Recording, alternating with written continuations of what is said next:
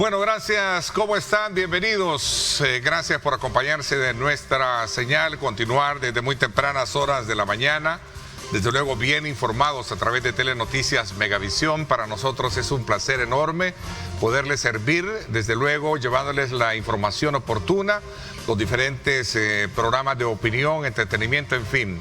Somos un medio que a lo largo de estos años Dios nos ha permitido desarrollar una carrera que le permite también a usted tener un panorama mucho más abierto, más claro, para poder entender y comprender los temas que gravitan en el entorno nacional, así como también internacional. Le invitamos, como siempre, los días lunes a mantener siempre ese espacio de optimismo, de positivismo y sobre todo colocar a Dios en el centro de sus actividades. Esta mañana, desde luego, queremos hacer una evaluación del trabajo legislativo de cara al cierre de lo que viene ya este ejercicio que termina el 30 de abril. Y por supuesto le doy la más cordial bienvenida a Marcela Villatora, diputada del Partido Arena y también quien resultó electa para este nuevo periodo. Bienvenida, Marcela. Gracias por acompañarnos. Gracias, Ernesto. Muy buenos días. Un saludo a todos los salvadoreños que están viéndonos en esta mañana. Bueno, gracias al Banco Agrícola. Vamos desde luego a hacer un análisis de la situación política desde la perspectiva legislativa y particularmente de las últimas acciones que se dan en el contexto del cierre, decía, de este ejercicio legislativo. Marcela, y la expectativa que se tiene de cara a lo que puede venir por delante, ¿no? Sí, bueno, ya estamos en los últimos días de nuestra legislatura. Vamos a ver qué va a pasar en la próxima. Yo siempre le he dicho que, bueno, en este lugar, en esta entrevista junto a ti, vino el presidente de la Asamblea Legislativa y él decía que ahora todos los diputados éramos iguales, porque todos habíamos sido electos por cociente, entonces teníamos los mismos igualdad de condiciones que el resto de colegas diputados y nosotros pues le tomamos la palabra también a raíz de esta situación y esperamos que en esta próxima legislatura todas aquellas propuestas que nosotros como grupo parlamentario presentemos, pues estas sean tomadas en cuenta y que se conviertan en ley de la República, aquellas reformas que nosotros hagamos. Al final de cuentas, lo importante es que son aquellas leyes que sean para beneficio de los salvadoreños y que se puedan hacer los estudios correspondientes y que también a nosotros dentro de las comisiones de la Asamblea Legislativa se nos permita aportar para hacer una ley mucho más enriquecedora, porque muchas veces se presentan estas reformas dentro de la ley que en definitiva no tienen el mejor, digámoslo, trasfondo o que hay algunas cosas que podrían mejorarse. Entonces esperamos que con nuestro aporte esto pueda ayudar para que sean más buenas para los salvadoreños, que tengan un resultado más positivo y que sean reales. No hay pretexto para sostener que son de residuo, que sean de esto, sino que más bien de la legitimidad misma que les dio el proceso electoral pasado. Así ¿cierto? es, totalmente. Ok, entonces, hay una mayor, digamos, a ver, quisiera encontrar la palabra, como una especie de mayor responsabilidad frente a ese desafío legislativo en cuanto al rol que van a tener que jugar, porque la oposición, si lo vemos desde el punto de vista del estrato, representa ahora ya en mínima cantidad de lo que se tenía anteriormente, en esta que está por salir, ¿no? Así es, y creo que nosotros tenemos una mayor responsabilidad ahora. ¿Por qué? Porque al final de cuentas, aunque vamos a ser 3 personas, 2 de nuestro partido y 1 de otro partido, tenemos la responsabilidad de aquellas personas que votaron por nosotros y que no se sienten bien con aquellas decisiones que hace por parte del gobierno. Pero en definitiva, cuando nosotros hemos sido electos, no solo representamos a esa población que no se sentía de acuerdo con aquellas decisiones de gobierno, sino también con la gente que los apoya a ellos también. Entonces nosotros tenemos que legislar en total para todos los salvadoreños, independientemente del partido político que cada persona representa. Pero sí es una gran responsabilidad porque ahora nosotros tenemos que ser mucho más firmes, más convincentes y más propositivos de aquellas cosas que nosotros hagamos dentro de la Asamblea Legislativa. Y es que yo me he percatado y he platicado con la población en los últimos días y me decían, mire, nosotros estamos cansados de tanta confrontación que se está dando dentro de esta legislatura. Y no es algo que venga solo por parte de los diputados de oposición, sino que es algo también que viene por parte de los diputados de gobierno. Entonces la gente espera que les demos soluciones a sus problemas y no estar en este enfrentamiento constante que se da no solo dentro de la Asamblea Legislativa, sino también en las redes sociales. ¿Cómo debo interpretar digamos, este párrafo de opinión para poder entender que van a ser consecuentes con algunas acciones que vienen? ¿O siempre van a mantener una postura crítica fuerte hacia lo que a lo mejor no sea congruente con ustedes, con el pensamiento? Mire, porque Arena tiene dos partidos, dos diputados, ¿no? Sí, yo creo que nosotros vamos a ser firmes en aquellas cosas que sean contrarias a la Constitución y a la ley. Es que ahí no podemos nosotros hacernos para atrás ni decir que vamos a apoyar algo que definitivamente no sea beneficioso para la gente o que sea contrario a nuestra ley. Porque nosotros, bueno, en mi caso, yo soy abogada, soy notaria y jamás podría tomar ese tipo de decisiones porque definitivamente yo hice un juramento al momento que me hice abogado. Y antes de ser diputada, mi profesión definitivamente es ser abogado y tengo que respetar la Constitución. En esas decisiones que sean contrarias a la Constitución, no las vamos a acompañar. Sin embargo, aquellas decisiones que sean de provecho para los salvadoreños, lo vamos a hacer. Hay cosas que hay que ser enfáticas y como le dije, en aquellas cosas que sean contrarias, nosotros no las vamos a apoyar en lo absoluto y vamos a hacer de ese tipo de voz que vamos a tratar de demostrar dentro de la Asamblea por qué esas decisiones no son correctas, porque también la población necesita este balance y equilibrio dentro de la Asamblea Legislativa, aunque varios nos decían, mire, ustedes no tienen la correlación, pero la voz nadie nos la puede quitar. Y esa voz va a estar ahí constantemente haciendo conciencia de aquellas cosas que no sean las correctas. Es decir, una oposición no sumisa, sino contestataria. ¿Sí? No, yo creo que más que todo le decía una oposición propositiva. Propositiva, ¿no? Nosotros nos vamos a encargar de presentar propuestas, de trabajar propuestas en conjunto, de apoyar aquellas cosas que ellos presenten que sean buenas y que si nosotros podemos enriquecer la ley con nuestro aporte, definitivamente lo vamos a hacer. Porque hemos visto colegas que se encuentran dentro de la Asamblea que también son de oposición, que usualmente lo único que hacen es oponerse. Pero si tú le preguntas cuántas propuestas de ley han presentado, son pocas. Y en definitiva, en el caso de nosotros como grupo parlamentario, hemos presentado más de 140 iniciativas que lastimosamente no han llegado a ser reforma de ley ni han llegado a ser ley de la República porque lastimosamente no se nos quiere apoyar dentro de la Asamblea Legislativa por siempre esa misma excusa, que nosotros no teníamos esa correlación porque no éramos diputados que en teoría para ellos teníamos que ser conscientes. Entonces ya ahora que somos conscientes y ya que somos diputados que estamos legítimamente electos por la población, también tenemos nuestros derechos constitucionalmente establecidos, que es el presentar reformas de ley y que éstas vayan a las comisiones.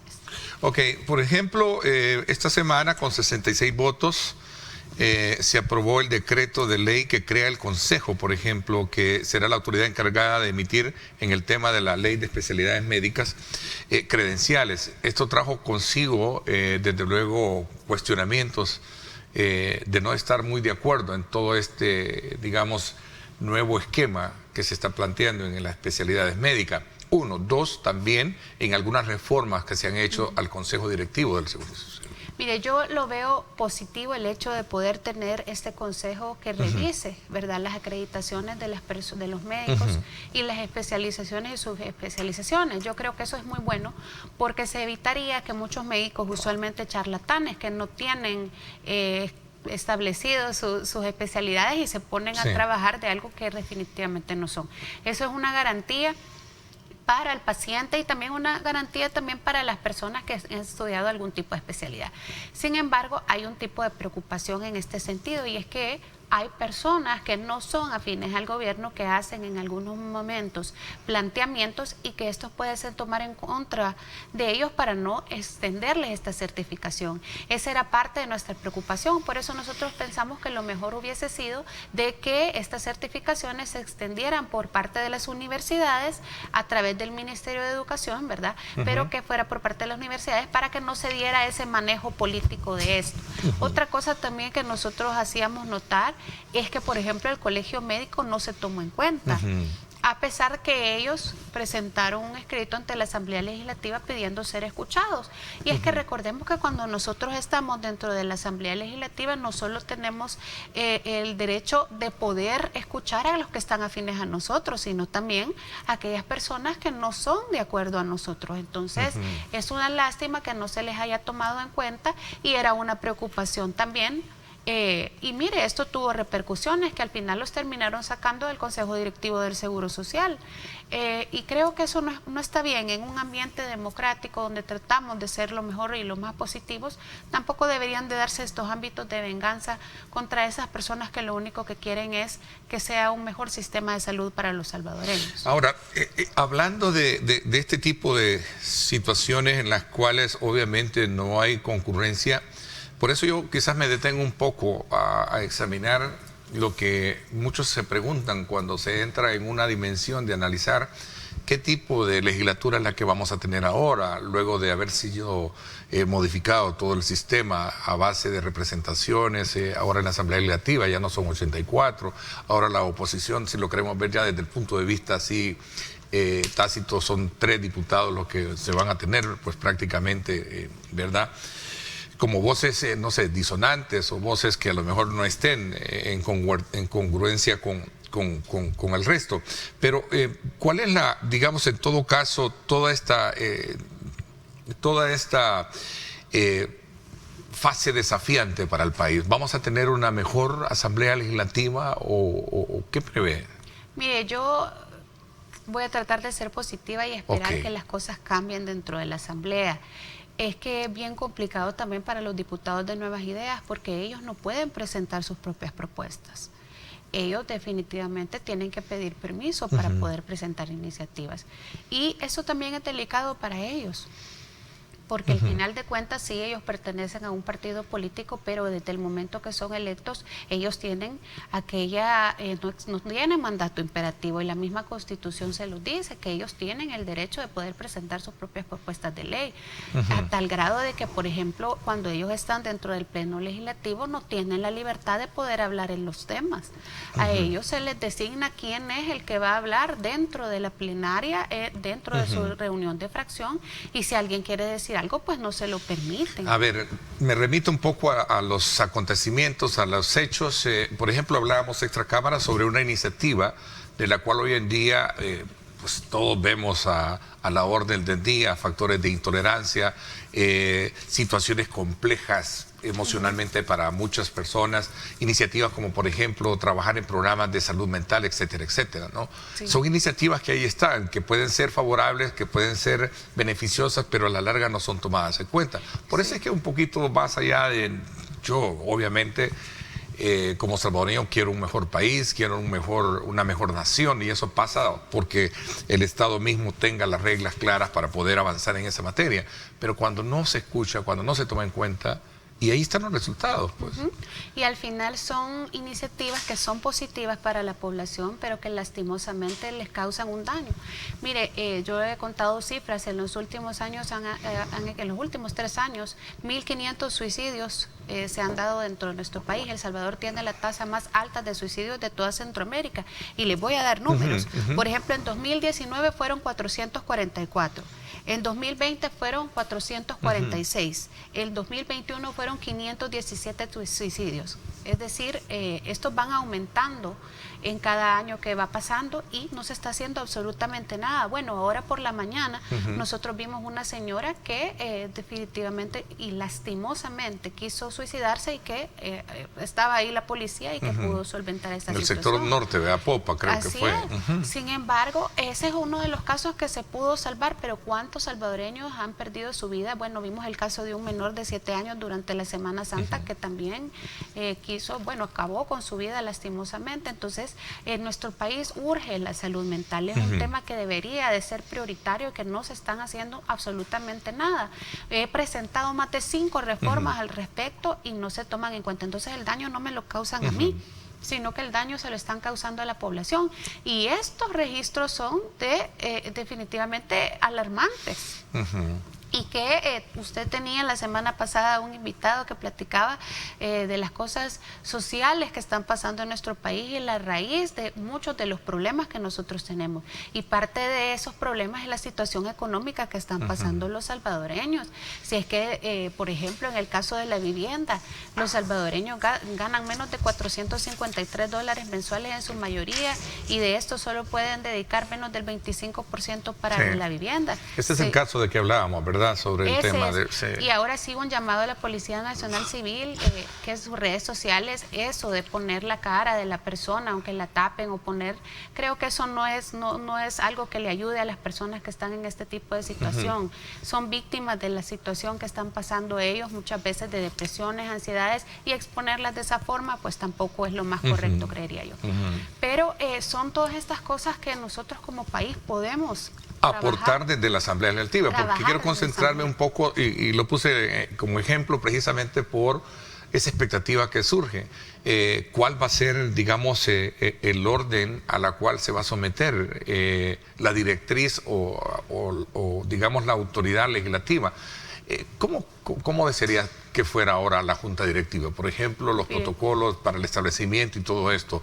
Si se les invita, que de acuerdo a lo establece la misma ley orgánica, de la presencia de la participación de todos los partidos políticos en la Junta Directiva, por ejemplo. Sí, eso es algo que también no se nos ha tomado en cuenta para un protocolo de entendimiento, que en teoría es algo que nosotros deberíamos de estar ya viendo cómo se va a hacer esa transición. ¿Qué dice la RIAL? Que tiene que hacerse una transición con un protocolo claro de entendimiento donde estén representados todo, por ejemplo, en la Junta Directiva, los grupos parlamentarios. Bueno, vaya, en este caso, en esta legislatura, nosotros éramos 14, pero no se tomó en cuenta nadie, sino que nada más diputados. No los invitaron a participar. Mire, tampoco creo que era algo que a nosotros nos interesaba. Claro, pero no los invitaron, es decir, pero por ley deberían haber estado. Por ley debíamos de estar. Por ejemplo, lo importante en Junta Directiva es que por lo menos ahí se ve lo que se va a ver dentro de la plenaria, la distribución de comisiones, por ejemplo, y nosotros no nos podemos dar cuenta absolutamente nada de eso. Es algo que ha pasado hasta el día de ahora, que nosotros no tenemos conocimiento de lo que va a ingresar en la plenaria. Nosotros nos damos cuenta el propio día de la plenaria. En teoría es una maniobra para que nosotros no vayamos preparados con lo que va a ingresar en la plenaria y no podamos hacer nuestros planteamientos. Y recordemos que la mayoría de leyes que se aprueban dentro de la Asamblea Legislativa son por dispensa de trámite. Eso es algo también que debería de cambiar en este ejercicio nuevo que viene, y es que toda la mayoría de las leyes que ingresan deben de hacerse el estudio respectivos y no hacer esas modificaciones en cuestión de 10 minutos dentro de una plenaria. Pueden ir a las comisiones, escucharse a las personas y, bueno, si dicen que es por tortuguismo político, pues se emite el dictamen dentro de la misma comisión, pero con el estudio de todas las personas involucradas, pero no hacerlo en 5 minutos dentro de la sesión plenaria como pasó en esta, donde hicieron esas modificaciones al Consejo Directivo del Seguro Social. Entonces, todas estas modificaciones creo yo que se pueden hacer en la próxima legislatura de cara a la población y de una forma más positiva. ¿Qué perfil o en el deber del anhelo que se puede tener para un mejor ejercicio legislativo, para un mejor trabajo de democracia, de participación, de aportes, debería de tener la próxima Junta Directiva para Marcela Villator? Mire, creo que en primer lugar deberían de respetarse las diferentes fracciones legislativas. Eso es bien importante, que exista esta representación de fracciones legislativas y que todos tengamos la igualdad de derechos. Esto incluye a los diputados de ellos. ¿A qué nos refiero? A que tengamos nuestra propia iniciativa de ley, a que nuestras leyes vayan a las respectivas comisiones y se estudien para su aprobación. También que nosotros podamos conocer las agendas de las plenarias y las agendas de las comisiones, porque otra cosa que pasa es que nosotros vamos a las comisiones pero no tenemos el conocimiento de lo que va a pasar dentro de ellas. Y se les ha dado instrucciones al personal dentro de la Asamblea Legislativa, por ejemplo, de que no se nos dé. Otra cosa que debería de cambiar es aquellos acosos que se dan dentro de la sesión plenaria, y es que tienen personal de ellos, camarógrafos, fotógrafos, que están pendientes de cómo nos desempeñamos los diputados de oposición para estarnos tomando fotografías y hacer burla de nosotros dentro de las redes sociales. Y eso nivel de respeto debería de iniciar, porque es como que nosotros, diputados de oposición, nos pusiéramos a poner a nuestro equipo para hacer burla de ellos. Entonces sí creo de que ese respeto se ha perdido dentro de la sesión plenaria en la Asamblea Legislativa. Entonces sería como una especie, un anhelo, el hecho de tener una mucho más efectiva desde el punto de vista del respeto y también, digamos, de la consistencia a la hora de hacer discusiones de ley. Exacto, y que sean discusiones serias, ¿verdad? Yo creo que todos en algún momento... ¿Y les gustaría estar en la Junta Directiva? Fíjese que nosotros con Francisco no hemos tocado ni siquiera el tema. Creo que es algo que nosotros la verdad es que lo que nosotros definitivamente esperamos es que se nos permita trabajar, que se nos permita trabajar de una forma positiva, proponiendo de una forma donde nosotros construyamos aquellas leyes que sean buenas para los salvadoreños y aquellas, por ejemplo, leyes que nosotros hemos presentado que podrían ser de gran ayuda en esta legislatura y que ahí están engavetadas durmiendo el sueño de los justos y que ahorita podrían pasar respectivamente a las comisiones para que se empiece a hacer los estudios necesarios. ¿Quién de los dos va a ser el jefe de fracción? Ya nos sentamos con Francisco a platicar los pros y contras al respecto, pero no hemos tomado una decisión, ni él ni yo, sobre eso. Estamos más enfocados ahorita en ver qué leyes nosotros pretendemos trabajar en la próxima legislatura y ese giro que nosotros queremos dar como fracción legislativa. No hay nada, digamos, en cuanto a poder definir un protocolo también entre ustedes para poder... Nosotros tenemos un reglamento interno que se construyó hace como 2 legislaturas. Entonces, la jefatura de fracción, por ejemplo, es algo que se hace acorde a votación entre los propios miembros y también cómo va a ser el funcionamiento dentro de del grupo parlamentario. Entonces, eso es lo que nosotros estamos viendo. Lastimosamente, no tenemos conocimiento de cómo va a ser tampoco nuestro presupuesto. A eso iba. El tema del presupuesto también surge como una parte medular a la hora de poder saber que, bueno, me interesa porque obviamente tengo mayores prestaciones, etcétera, mayores personal y todo eso. ¿Han logrado ustedes diagramar cómo van a funcionar, con cuánto personal y recursos? Porque ese ha sido uno de los puntos que se les ha cuestionado muchísimo. No hablo del caso de ustedes en particular, en sí de la Asamblea Legislativa. Ahora habrán menos diputados, ahora debería por consecuencia haber un menor presupuesto, un mejor ahorro, como en algún momento se planteó, que en esa consonancia iba el tema de bajar el número de diputados, ¿no? Definitivamente vamos a tener menos presupuesto, ¿verdad? Por ejemplo, lastimosamente, yo le estoy muy agradecida con todo el personal que nosotros hemos tenido dentro de nuestra fracción parlamentaria.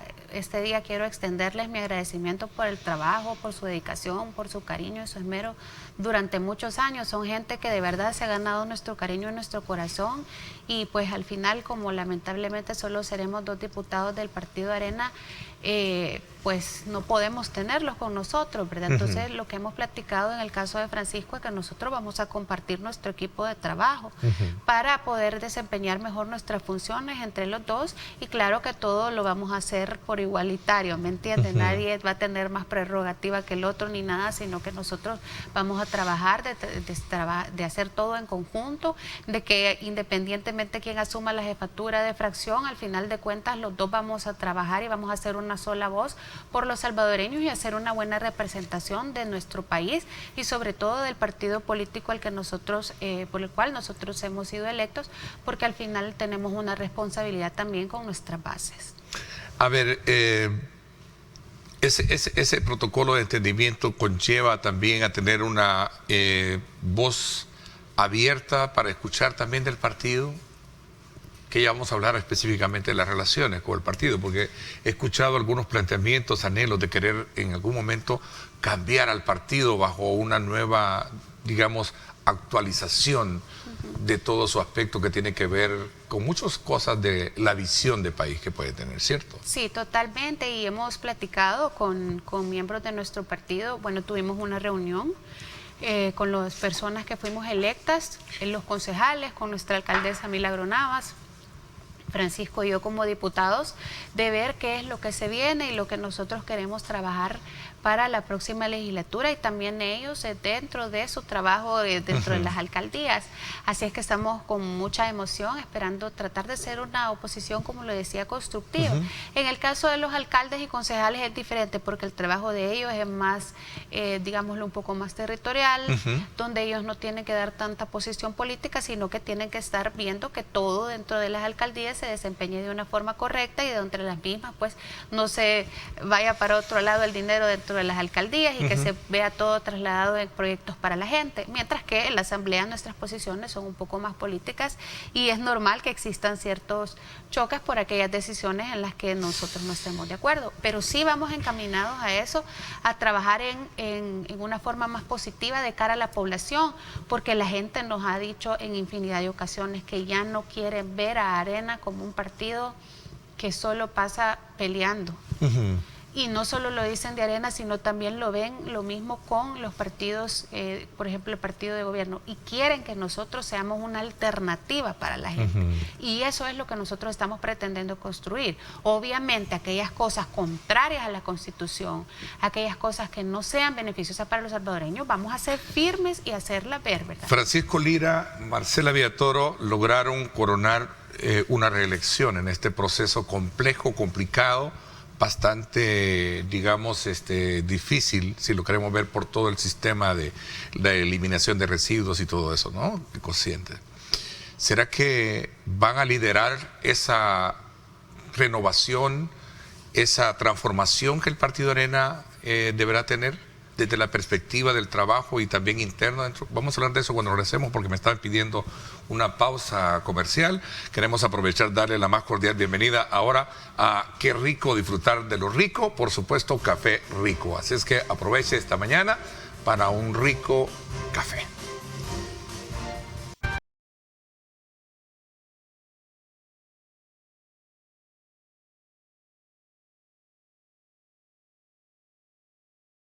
Y por eso seguimos degustando nuestro rico café. Continuamos conversando con Marcela Villatoro, diputada del Partido Arena. Marcela, antes de poder hablar un poco sobre ese liderazgo que representa ahora, sin duda alguna, a partir de esta legitimidad que la elección les dio a Francisco Lira y en este caso también a tu persona, me gustaría conocer qué piensas sobre esta nueva anuncio hecho por el presidente de la República, en la cual ofrece 5,000 pasaportes gratis para extranjeros cualificados, en las cuales sin duda alguna plantea como parte de un beneficio a todas aquellas personas con perfiles de ser científicos, ingenieros, médicos, artistas y filósofos. Esto buscando darles un estatus pleno, incluido el derecho al voto y representación solo del 0.1% de la población como tal. Mire, obviamente nosotros cuando esto llegue a la Asamblea Legislativa nos veremos en la obligación de tener que estudiarlo y verlo. Sin embargo, hay una situación bien importante, y es que hay una gran fuga de salvadoreños que se están yendo hacia otros países porque en El Salvador no existen las oportunidades para poder desarrollarse. Yo conozco jóvenes que han estudiado en Berkeley, otros que han logrado estudiar en Oxford, otros de UCLA, entre otras universidades alrededor del mundo, que han venido a El Salvador y que no han podido encontrar las condiciones para trabajar. Y es que la mayoría es porque como han estudiado en este tipo de universidades tan prestigiosas, no pueden, digámosle, llegarles a un salario, o no existen oportunidades para desempeñarse correctamente. Antes de buscar afuera de las fronteras patrias una persona que se desempeñe dentro de nuestro país en estos lugares, porque ahí decía que los iban incluso a colocar a trabajar, deberíamos de buscar que aquel salvadoreño que se ha ido afuera a buscar una mejor oportunidad y que es una persona preparada, regrese a nuestro país para que ayude a desarrollar a las futuras generaciones. Yo conozco personas que están haciendo papeles formidables en unas instituciones, haciendo investigaciones científicas. ¿Por qué no traemos a estas personas aquí a nuestro país para que nos ayuden a que las futuras generaciones mejoren? Otra cosa también, ahí tenemos a la Universidad Nacional, que está por completo y tirada, donde se le adeudan mucha cantidad de dinero y que este gobierno no le ha desembolsado para poder trabajar de una forma correcta.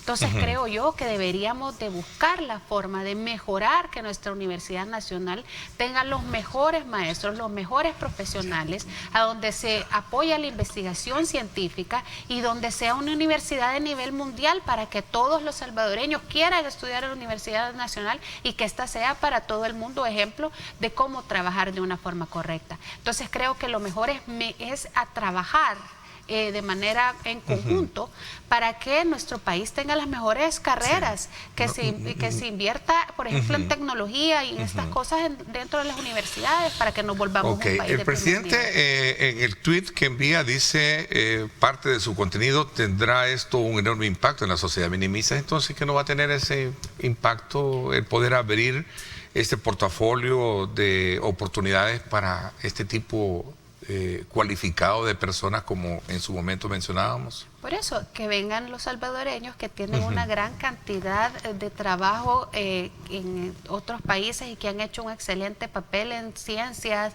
Bueno, hay personas que son especialistas, por ejemplo, en neurociencia en otros países, que son personas de verdad formidables y que están en otros países. Yo conozco, por ejemplo, a algunos que están desempeñándose en Alemania y que podrían hacer algo buenísimo para los salvadoreños. Esas son las fugas de cerebros que se han ido a nuestro país porque son gente definitivamente que inteligentísima, que ha estudiado afuera y que podrían ayudar para mejorar la situación de los salvadoreños y de hacer nuestro país un país en desarrollo científico, en desarrollo social, en las artes, etcétera. Entonces deberíamos de buscar la forma cero de impuestos y aranceles para los beneficiados, ¿no? Incluso parecido a lo que también se hablaba en el famosa ley de estatus legal a extranjeros que en diciembre creo que se aprobó también, ¿no? Sí, mire, la verdad es que como hay algo que definitivamente tenemos la obligación de estudiarlo y revisarlo, esto lo ha presentado él en Twitter, pero sí creería yo que hay que reforzar mejor el trabajo de los salvadoreños y que hay que darle oportunidades, mejoras salariales, mejoras para que ellos puedan estudiar, para poder obtener becas. Hay tantas cosas que se pueden hacer dentro de nuestro país que definitivamente no se han hecho y son parte de esos cambios y de esas transiciones que esta nueva Asamblea Legislativa tiene que hacer para mejorar la vida y calidad de los salvadoreños, porque mire, yo le voy a decir una cosa. Una cosa es El Salvador para el turista y otra cosa es para el salvadoreño que vive acá. Porque yo conozco personas que invierten en Bitcoin, que viven en unas colonias y que tienen dinero para comprarse unas grandes casas, pero el salvadoreño promedio no puede tener derecho a la vivienda. El 90% del salvadoreño no tiene un hogar digno para poder vivir. El 40% vive en situación de hacinamiento. Entonces, ¿qué tipo de El Salvador queremos? Un El Salvador para el turista que viene, que puede sacar aquí, puede ir a bailar y que puede gastar, y un El Salvador para el que vive acá, que no tiene las oportunidades para poder desarrollar.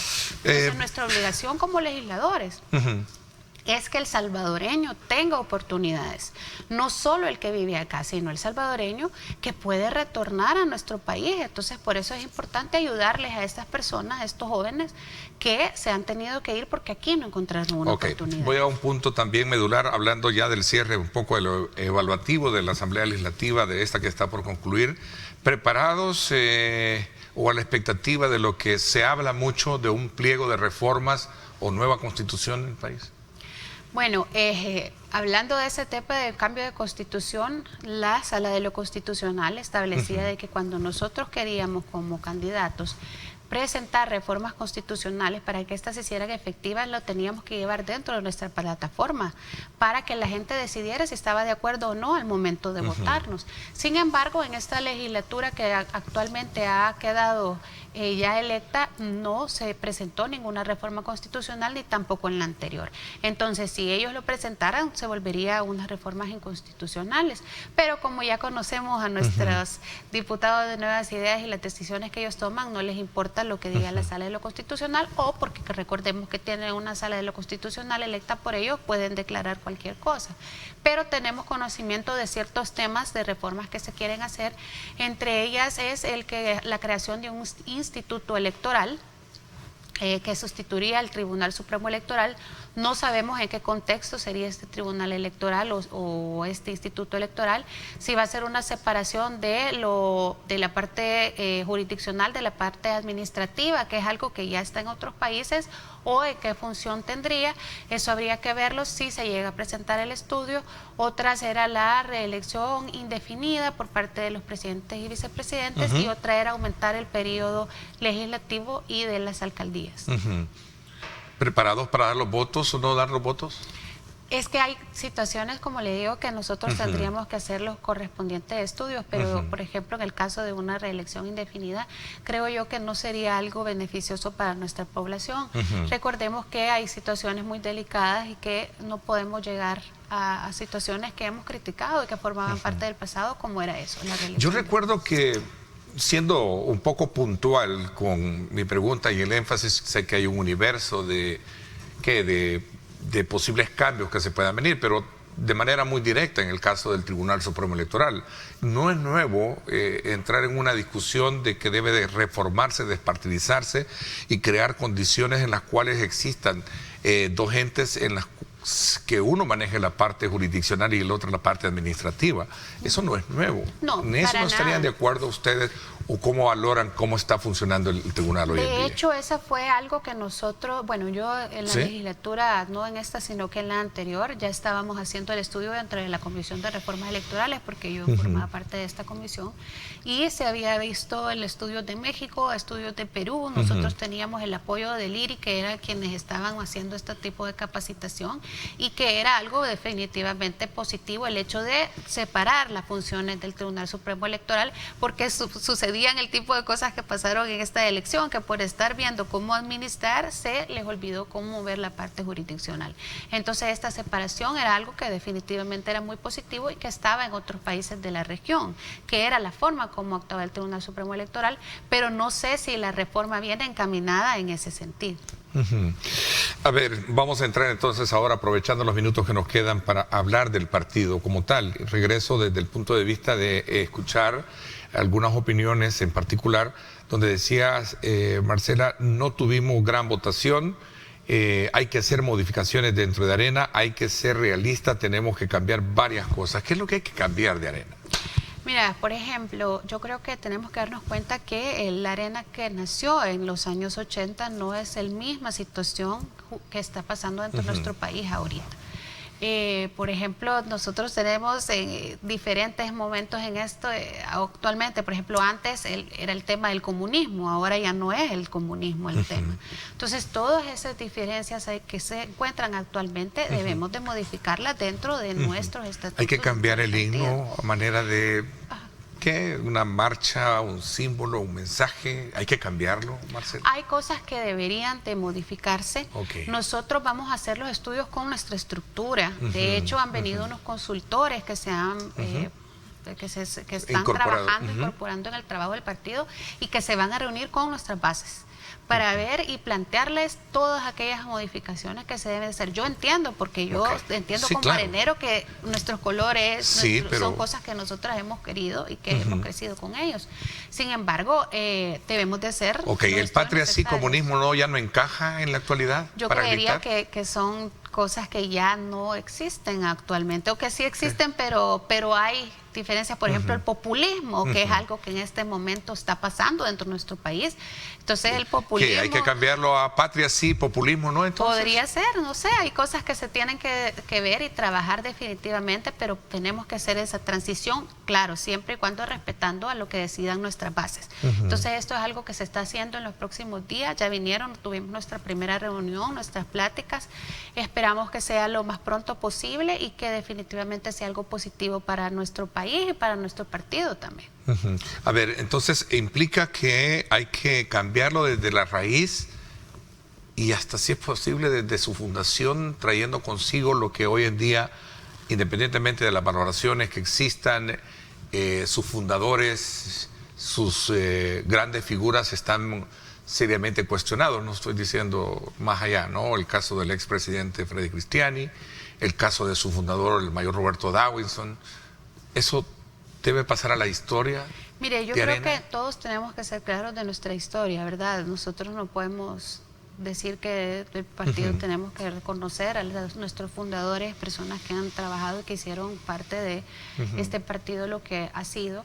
Y creo que también hay que agradecerles a nuestros fundadores que están vivos, algunos todavía, y que definitivamente son parte de personas que quieren hacer este proceso y esta transición. Nos hemos reunido con algunos y ellos mismos nos decían, yo estoy de acuerdo que hay que hacer estas modificaciones.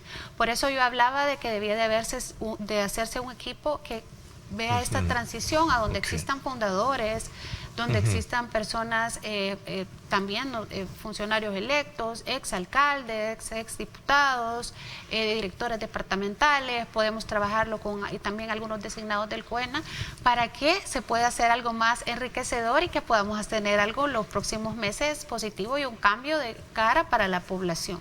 ¿Sientes que Francisco Lira y tu persona, a raíz de la legitimidad con la que entran ahora para ser diputados, ese crecimiento les hace valer, exigir y de alguna manera abanderar esos cambios entonces?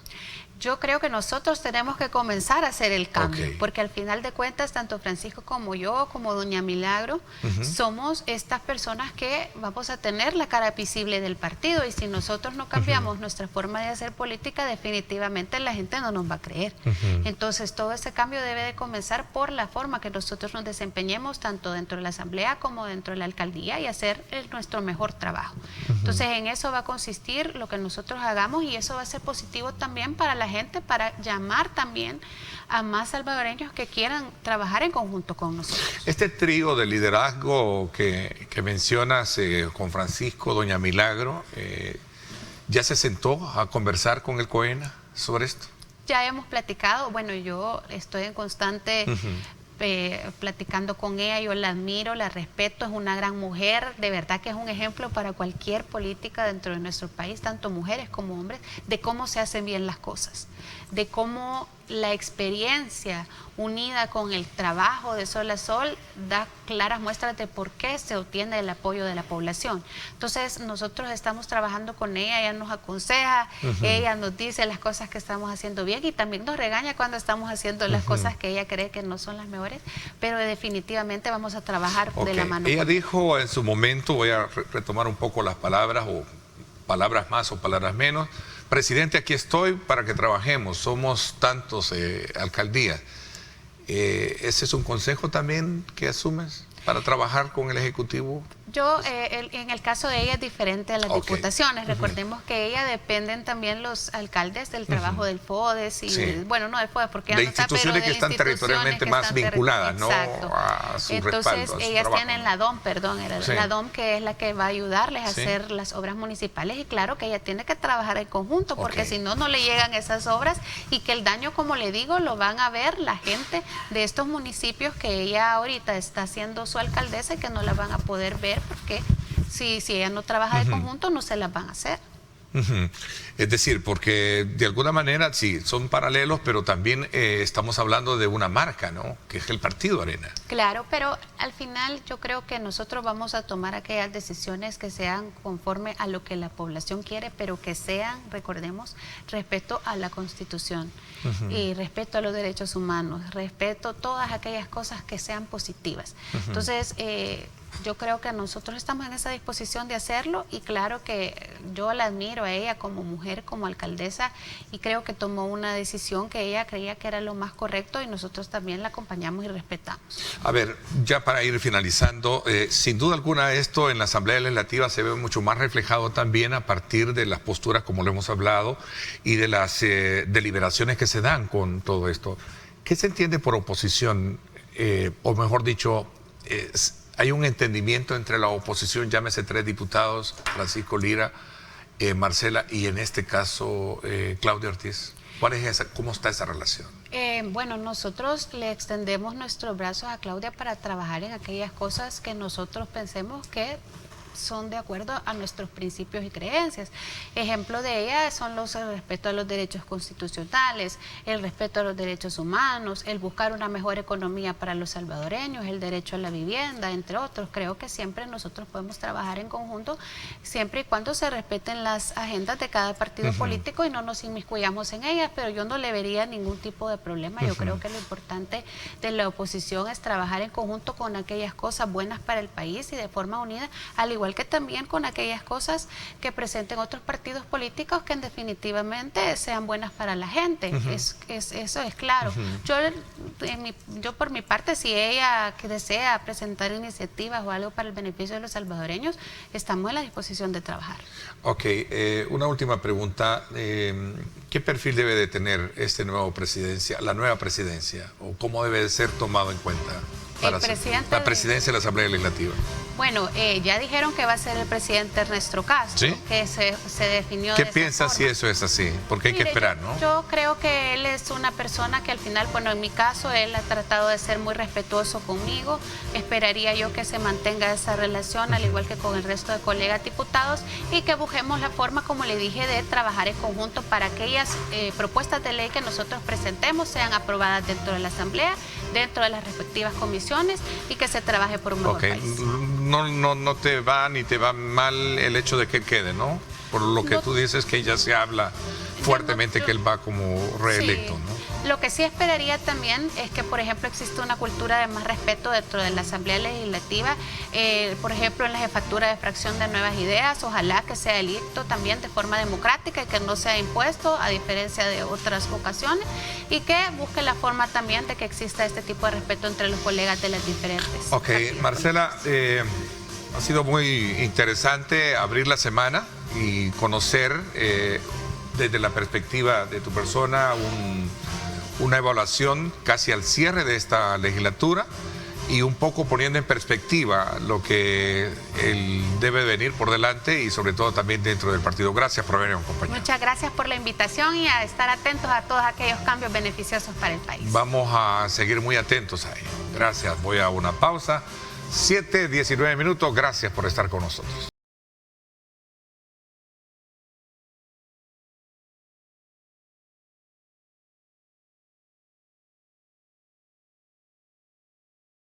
Bien, gracias a Luis Ernesto Mendoza por esa importante información. Agradecemos a usted también la fiel sintonía a nuestro programa. Vamos a la segunda parte del mismo, a darle la más cordial bienvenida a Gabriel Trillos, periodista, para hacer una lectura de temas importantes de país, también lo que está gravitando hoy en día en el mundo y particularmente esta situación en la cual, más allá de las puntualidades que cada país tiene para poder enfocar su política anticorrupción, lo que sea, un hecho que ha llamado muchísimo la atención es el tema de Ecuador, con la irrupción precisamente del gobierno en la Embajada de México, que ha puesto el grito en el cielo y que ya vamos a hablar de ello. Gabriel, bienvenido, gracias. Gracias, Neto, por la invitación. Es un gusto estar acá y compartir contigo y con tu audiencia. Gracias por acompañarnos. La verdad que hacía mención de que la policía de Ecuador irrumpió el pasado viernes en la noche en la Embajada de México en Quito y detuvo al ex vicepresidente Jorge Glass, a quien lo ha acusado de corrupción, refugiado desde diciembre en esa embajada, lo que derivó en la ruptura de las relaciones diplomáticas entre ambos países y también poniendo desde luego en cuestionamiento el hecho que faculta que cada embajada es un territorio al cual le pertenece la representación y no al país en la que se encuentra. Sí, y fíjate que es una situación bien compleja que me gustaría aprovechar a analizarla. Mira, contigo, ¿no? incluso generó muchas críticas internacionales, muchas censuras de parte de Estados Unidos, de la Unión Europea, porque como tú bien dices, las embajadas son parte de los territorios de los países.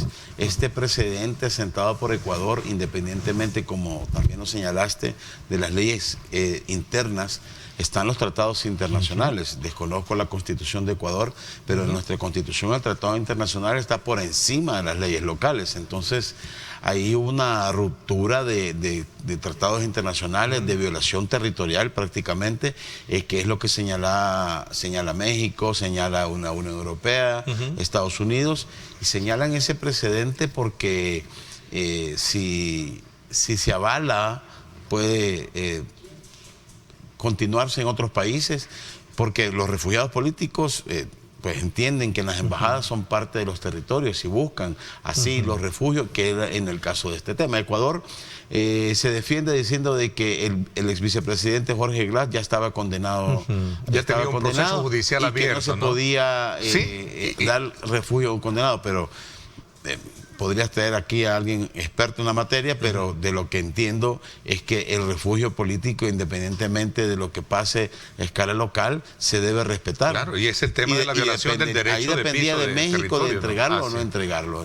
Y fue una situación bien grave. Ha pasado lo mismo reciente en Panamá con Martinelli y luego de Nicaragua, ¿no? El caso de la embajada de Nicaragua. Exactamente, pero ahí no lo logró, hubo un rechazo, no fue un método violento como este de Ecuador, que digamos que está la doble violación, la violación a la embajada, a la parte internacional, y hacerlo de esa manera violenta. Pero sí, yo creo que es un debate diplomático. Sí, que abre un telón para tocar esos puntos, como tú decías, ¿no? Sobre todo, que puede generar ¿qué precedente puede representar en este? Estos conflictos escalan, si no se controlan, escalan y llegan a rupturas prolongadas, porque entiendo que a esta altura ya ha habido diálogo y se está restituyendo las relaciones. Igual pasó hace poco entre Colombia y Argentina con las declaraciones de Milei sobre el presidente Petro, que hubo una ruptura temporal de relaciones porque se tensa la situación. Y creo que esos conflictos entre países, para eso está la diplomacia, pero el caso de Ecuador y la Unión Europea lo señalaba bien, es una ruptura sin precedente en ese sentido. Así es, en efecto. Bueno, hoy México suspende sus relaciones, razón tendrá, ¿no? Bueno, sí, yo creo que cualquier país que le invadan una embajada tiene todo el derecho y la acción natural es romper relaciones. Claro, sacar toda la delegación, entiendo, o sea, nadie permitiría o permite una invasión a su embajada. Todo esto pasa por comprender, sin duda alguna, que también los países están sufriendo cambios a la hora de establecer su lucha contra la corrupción y a veces no toleran el simple hecho de que cualquiera ingrese a buscar un asilo sabiendo que tiene antecedentes de esa naturaleza. Sí, pero los asilos, los refugios existen, definitivamente. En muchos casos son un mecanismo de alejarte de una situación penal, judicial, local. Pero por eso los tratados internacionales dependen de a quién le pedís el asilo. Y aquí de por medio viene el tema político, el tema de diferente perfil de quién depende, de quién pide el asilo y alguna similitud ideológica tiene a quien se lo pide, ¿no? Bueno, decía Andrés Manuel López Obrador, decía en su tuit cuando se conoce la noticia, se trata de una violación flagrante al derecho internacional, tal y como tú lo mencionas, y sobre todo en el tema de la soberanía de México, por lo cual le he instruido pues a nuestra canciller que emita un comunicado sobre este hecho autoritario, ¿no? Sin duda. Parte de lo que se da. Y sobre todo también de esta situación que, como tú bien lo dices, poco a poco va a ir también, digamos, bajando ese nivel, no, pero ahí porque la experiencia lo ha demostrado. La palabra soberanía es importante. Claro, es lo que país que sienta violada su soberanía eso tiene derecho a tomar las acciones que considere pertinentes. Ok, interesante. Bueno, era necesario hacer un abordaje de esto porque sin duda alguna es lo que está ahora en Latinoamérica, pero esto, como tú bien lo planteabas, recrea o nos da pauta para irnos a hacer un paseo sobre el comportamiento que en Sudamérica están teniendo los gobiernos, ¿no? Y cada quien con características. Tú ponías el ejemplo de Colombia con Milei, es un caso hay conflictos de conflictos en Sudamérica. Bueno, en Centroamérica también tenemos discrepancias. Hace poco Honduras ratificó un tratado sobre el Golfo de Fonseca sin consultar a El Salvador, y entonces eso genera también no son tan públicas o tan abiertas o tan famosas como este tipo de situaciones, o como una discusión entre Colombia, Argentina o Brasil, Venezuela. Pero se dan conflictos y temas de soberanía, de límites, genera mucha tensión entre los países. Ok, y esto pasa también por reconocer que seguimos siendo un país muy llamativo en el mundo, ¿no? Lo más reciente, y voy a tomar como punto de partida a este comentario, el presidente Bukele ofrece 5,000 pasaportes gratis a extranjeros, hablando de temas del extranjero, a extranjeros cualificados, ¿no? Sí, mira. ¿Qué piensas tú? ¿Cómo ves esta? Primero, la sorpresa del anuncio, yo creo que... ¿Cuál es tu análisis? Muy el estilo del presidente, manda sus anuncios de repente a horas inesperadas. Más allá del tema, yo creo que, personalmente lo digo, creo que es algo positivo. Se ha generado algún tipo de crítica por el tema de los profesionales locales. Sin embargo, creo que hay que verse desde otra perspectiva, atraer científicos, ingenieros, médicos de un nivel distinto al que tenemos acá. Creo que más allá de que tú penses en darle residencia automática a alguien, es el aporte que esta persona puede dar al país, es decir, traer científicos y que podamos aprender de ellos, podamos obtener conocimiento de estos científicos. Creo que es una oportunidad importante para el país. Yo creo que esta Dirección de Educación Superior debería estar ya en coordinación con las universidades, por ejemplo, para que las universidades capten conocimiento de todas estas personas que entiendo, según leí ahora en un diario El Salvador, creo, que se informaba de la dirección de que solo con el anuncio había generado 400 personas con interés. Eso es un buen indicador porque ya veremos de qué perfil estamos hablando. Y te voy a decir la necesidad que el país tiene en subir su nivel de tecnificación. Educación es parte fundamental para el cambio económico de un país, el cambio de perfil de un país. Yo recuerdo hace unos años, tú te acordarás también, que quiso venir una transnacional de telecomunicaciones a poner su planta acá, pero no encontró suficientes ingenieros en el país. Creo que esto es parte de los cambios que debe haber en el tema de educación. Esto de los pasaportes, estoy seguro que no es una medida aislada. Creo que es parte de un plan que debe estar lo ves muy positivo desde el punto de vista. Yo lo veo positivo. De lo atractivo que puede resultar, independientemente si hablamos de un extranjero, puede ser un salvadoreño que tiene la puerta abierta. Frank Rubio, que es... eso te iba a decir, por ejemplo. Digamos, una buena... marca de salvadoreño que está sobresaliendo. Y en Estados Unidos, en otros países, hay una gran cantidad de salvadoreños que también están en un nivel muy alto. Pero por eso te digo, más allá de si es de otra nacionalidad, lo importante es lo que aporte al país. O sea, si tú traes un ingeniero software destacadísimo de la India, por ejemplo, que están muy avanzados en ese tema, o ahí en Estados Unidos la gente de Silicon Valley. Es decir, cualquiera diría, ¿yo para qué me voy a ir a El Salvador? Pero hay gente que ve en El Salvador una oportunidad distinta, lo ve en un país diferente en el que están, lo ve en una oportunidad de desarrollar su labor de distinta manera. Ya habrá el reto nacional de la academia, de la sociedad, del mismo gobierno que lo ofrece, de absorber al máximo el conocimiento de estas personas que vas a traer. Y ya veremos el procedimiento de cómo lo elegís, cuál es el perfil, quiénes son y qué van a hacer en El Salvador. Pero la propuesta está, hay que desarrollarla. Si vienen 400, 500, 100, con que vengan 25 gente de alto nivel y que pueda aportarle al país para el crecimiento en educación superior, en la educación superior donde se necesitan grandes cambios.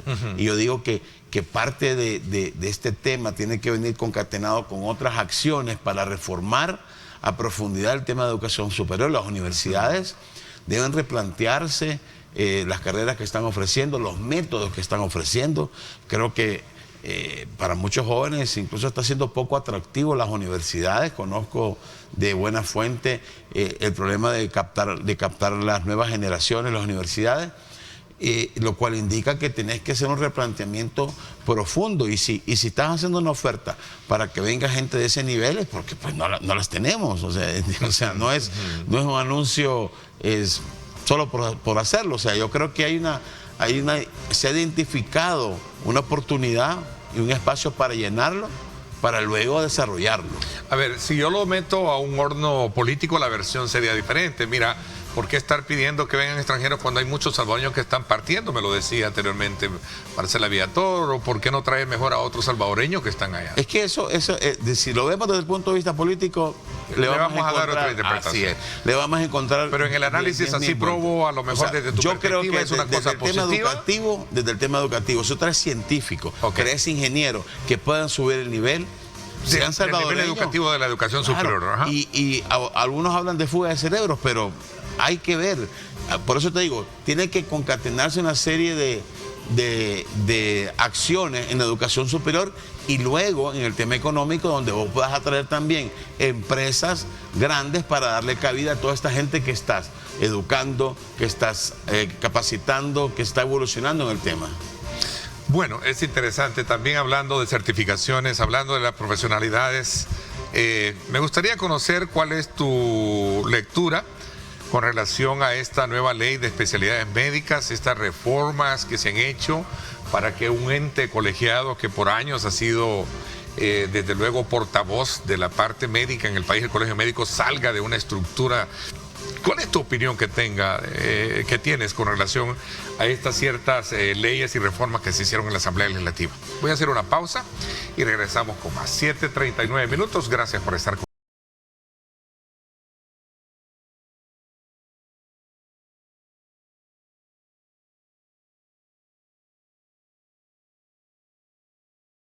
Bueno, gracias nuevamente por estar con nosotros a esta hora de la mañana. Continuamos nuestra conversación en esta segunda parte del programa con el periodista y conocedor en el tema de comunicación estratégica, Gabriel Tríos, especialista en ello.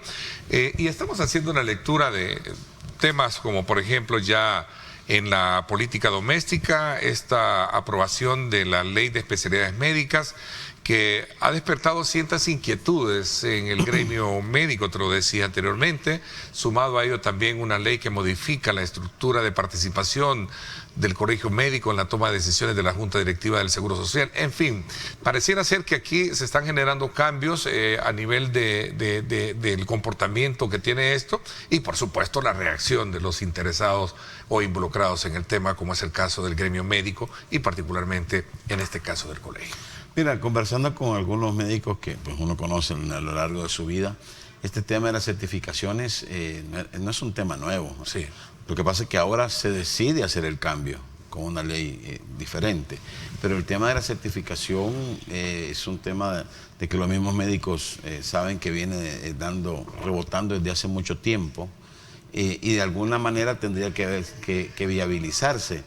Yo creo que el hecho de que haya sido hasta ese punto el colegio médico quien daba las certificaciones, ciertamente es muy limitado, porque al final el colegio médico es un lugar donde vos te haces socio de manera voluntaria y pagas cuota, pero no puede ser el ente regulador. O sea, yo creo que ahí había un error en el esquema, porque es como que los abogados los esté certificando una asociación de abogados o la Federación de Asociaciones de Abogados. Para eso está la Corte Suprema de Justicia, claro, en donde vos te graduás de la carrera y tenés que ir a... Los contadores tienen su propio... Los contadores tienen... Entonces hay ciertas... La regulación ahí creo que no estaba bien clara. Habrá que ver con la ley cómo se va acomodando. Han dado 6 meses. Y creo que para aquel médico que invirtió e invierte en su capacitación, en su especialidad, gente que ha ido al extranjero a capacitarse, sin duda es una oportunidad para certificarse y poder seguir haciendo la diferencia no solo en el conocimiento, sino con este tipo de licencia que le están dando. Para aquellos que no están certificados, pues ahí están los periodos y los procesos. Y de nuevo, algunas críticas, algunos temas vienen desde enfoques políticos y muchos he escuchado decir, no, pero es que el temor puede ser que la definición sea política.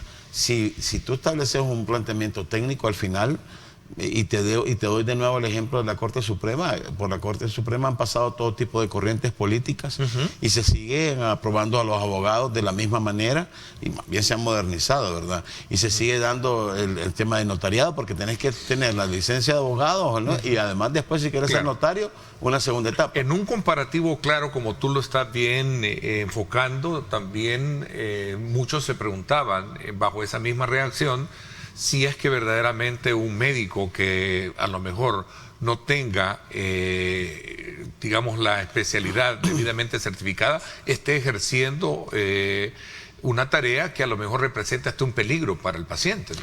Bueno, porque en algún momento eso es lo que se está lo has poniendo tocado, y es un tema que incluso se discutió en el marco de esa en el marco y unos hablaban de que incluso unos médicos generales operaban algunos. Pero ¿por qué esta ley no llevó consigo la opinión de un colegio médico, por ejemplo? Bueno, entiendo que consultaron a otros médicos. Es que ahí es donde se debe ampliar el rango y te voy a hacer la pregunta al revés.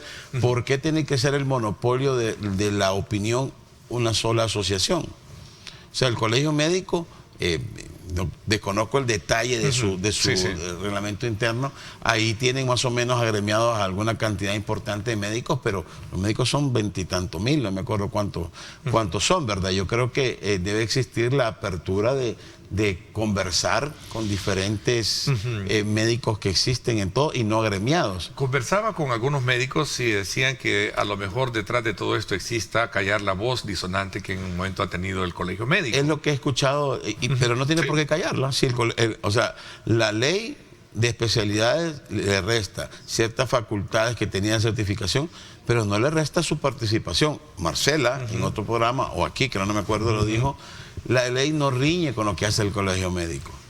Ahora, la política te va llevando a otras argumentaciones. No sé qué te habrá dicho hoy porque no vi el detalle, no sé si lo conversaron del tema con la diputada. Dejó entrever y que el tema de las especialidades y la certificación está bien, es correcto, ¿no? Por eso te digo, al final, si vos le metes el filón político, el interés, vas a encontrar una serie de debates. Pero, de nuevo, este tema es bastante técnico. Habría que esperar el ente regulador, los mecanismos, pero yo creo que el tema no es nuevo, puede estar llenando un vacío que estaba ahí. Otros gobiernos incluso creo que plantearon este tema, pero nadie daba el paso para regularlo.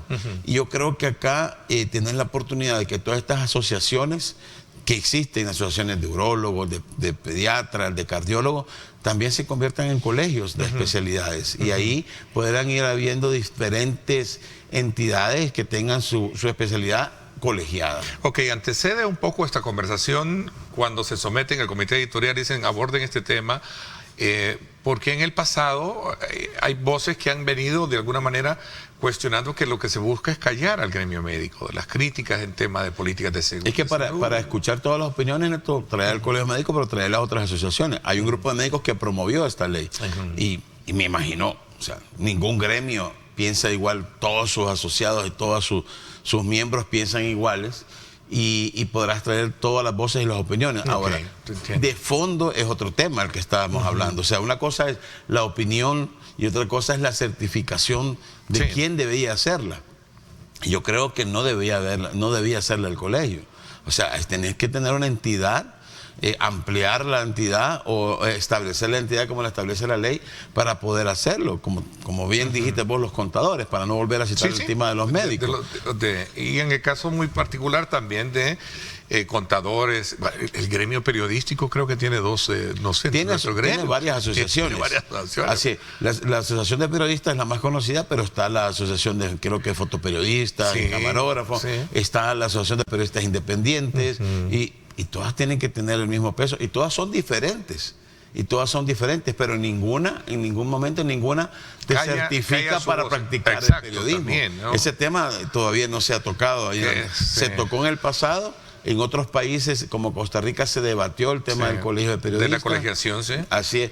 Acá el tema se tocó, se dejó y creo que por ahí... Lo que más llegamos fue a la creación y la formulación del código deontológico, que es parte de una estructura. Que lo hizo la asociación de periodistas. Sí. Otras asociaciones están en su derecho no de aceptar lo que hace una asociación u otra. Ok. Hay el tema, el por qué dentro de la estructura del Seguro Social también se cambia. Esto se dio paralelo en el cambio, ¿no? Que también causa reacción en el gremio. ¿Qué piensas?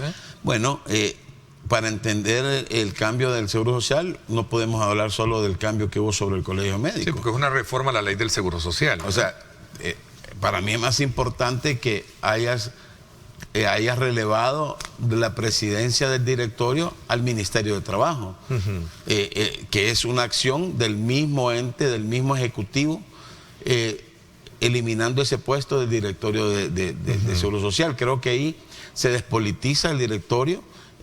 Habría que irse a la historia del por qué era la razón patronal de que estaba ahí el ministro de Trabajo, pero era el momento de cambiarlo para que el directorio sea más ad hoc a la tarea que hace el Seguro Social en el tema técnico-médico.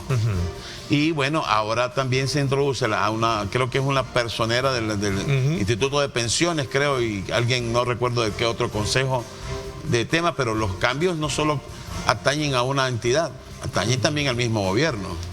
Ok, voy a hacer una pausa. ¿Qué piensas tú de este otro debate que circula, que gravita en los diferentes espacios de opinión con respecto a el tema de las reformas constitucionales? El país debe de cambiar, debe de ajustar, debe de tener una constitución, un marco legal actualizado a estos cambios, a estos nuevos tiempos. Te dejo plantear esa pregunta para que hablemos cuando regresemos, 7:50. Volvemos con ese tema.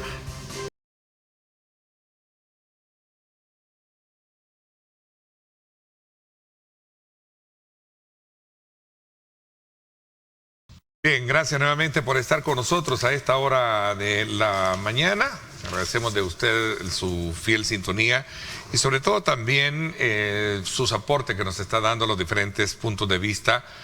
Nuestro número de WhatsApp está en la parte inferior de su pantalla para que usted nos escriba y formule también sus comentarios. A ver, Asamblea Legislativa, ¿cuál es la expectativa que tú ves de cara a lo que viene y sobre todo cuando en el debate se recoge que una de las principales acciones que va a hacer es a cambiar o modificar la Constitución del país? ¿Qué piensas? Hay dos cosas, Neto. Primero, mira, el tema de las reformas constitucionales no es un tema nuevo.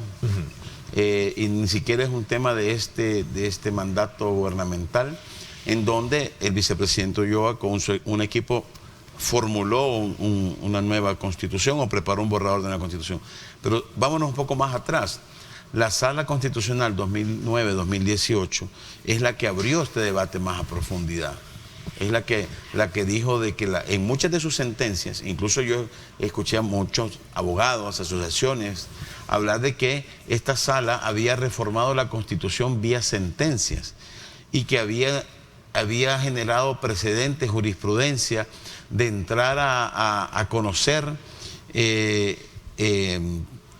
más allá de las leyes, sino que los actos de gobierno, de ejecutivo, que también debían ser objeto de análisis constitucional. Y ellos en su sentencia, y yo creo que hay que ir a estudiarlas, hay que verla, ahí hablaban de la necesidad de adecuar la Constitución a la realidad del país. Acuérdate que la Constitución del 83 es un esquema prácticamente de guerra, dominado por un pensamiento diferente, y ahí en las muchas sentencias de esa sala, hay muchas sentencias que reformaron todo el esquema político y hicieron un compendio de sentencias para el tema político, pero hubo otras de regulación en el tema de relaciones de la sociedad que del 2019 a 2018 hablaban constantemente en su sentencia de la necesidad de reformar la Constitución.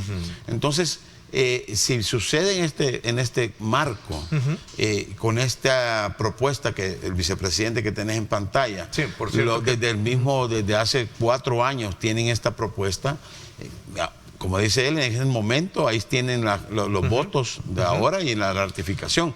No sé si va a ocurrir, eso no lo sabemos. Eso ustedes los medios en la acción pueden saberlo mejor. Bueno, yo creo que también el olfato en el análisis tú lo tienes, ¿no? O sea, entendería yo que esa es parte de lo que se está concretizando, como tú bien lo ubicas, no es algo nuevo, ¿verdad?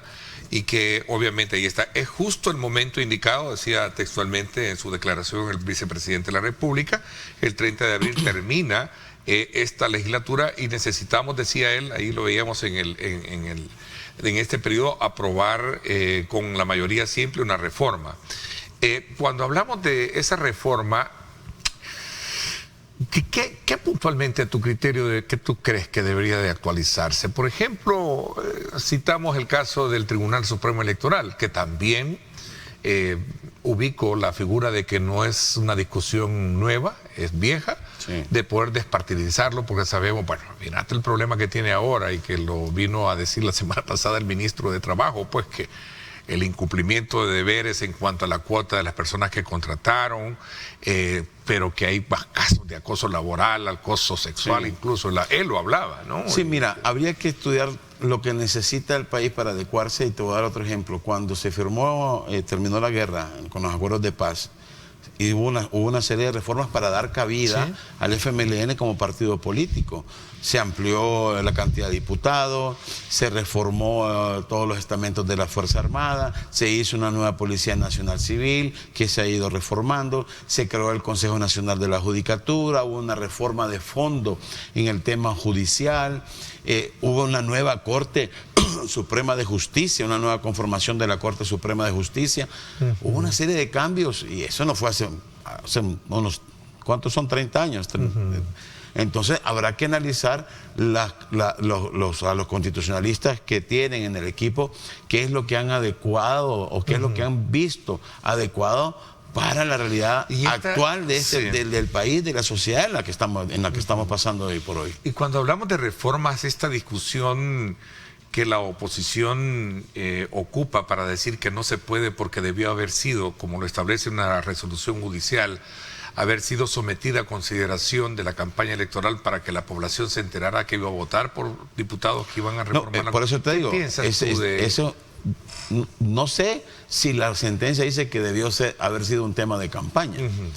Pero lo que yo te puedo decir, y tú lo sabrás y todos lo han visto, es que es un tema, desde el día 1 que tomaron posesión, se instruyó a Ulloa, a Félix Ulloa, el vicepresidente, y trabajó con una serie de comisiones, sí, yo recuerdo. Y ellos mismos, una serie de comisiones, y por eso dice Ulloa que este borrador o estas propuestas, esta reforma, han sido sometidas a consulta de muchos cumple abogados. Con el espíritu o el fondo de ese contenido. Entonces, no fue un tema de campaña, como muchos otros temas que no fueron discutidos en la campaña, pero es un tema que ha estado en el debate público desde hace mucho. Aunque la ley establece que tiene que ser presentada por un diputado acompañada de 10 firmas. Bueno, seguramente lo van a presentar. Si deciden presentarlo, lo van a presentar. Pero por eso te digo, analicemos los contextos. En el 92 hubo una serie de cambios. Luego, en el 2019, la Sala Constitucional, que muchos admiran, hablaba de la necesidad.